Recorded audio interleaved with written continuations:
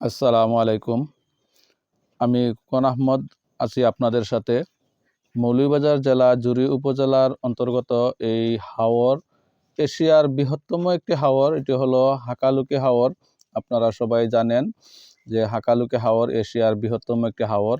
এই হাওরে আজকে উৎসব সহকারে মাছ ধরা হবে চাতলা বিল থেকে। তাই আমরা দেখতে পাচ্ছি এখন আমাদের বিভাগীয় প্রধান শিক্ষা অফিসার জনাব কালাম স্যার আমাদের সাথে উপস্থিত আছেন।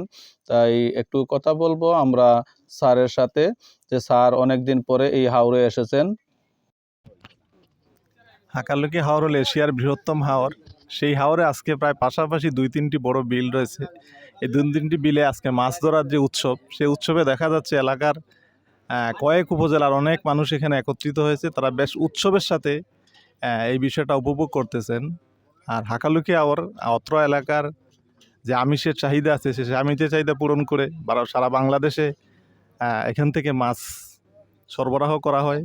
তো বিশেষ করে আমিষের চাহিদা পূরণে হাকালুকি হাওর এবং হাকালুকি হাওরের বিলসমূহ বিশেষ ভূমিকা পালন করছে। আর এখানে আজকে একটা উৎসবমুখর পরিবেশ বিরাজ করতেছে।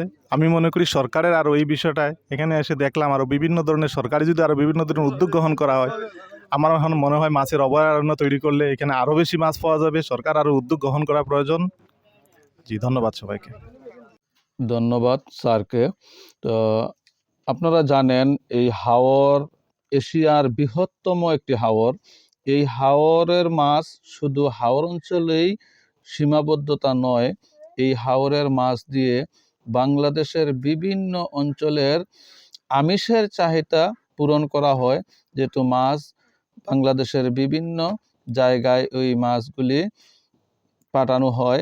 তো এখান থেকে আপনারা জানেন যে অনেক ক্রেতারা মাছগুলি কিনে বাংলাদেশের বিভিন্ন জায়গায় ওই মাছগুলি নিয়ে বিক্রি করেন। তো এই কারণেই বাংলাদেশের বিভিন্ন অঞ্চলে এই মাছের চাহিদাটা পূরণ করে থাকেন। তো মাছ হাকালুকি হাওরে প্রচুর পরিমাণে পাওয়া যায়, প্রচুর পরিমাণে মাছ পাওয়া যায়।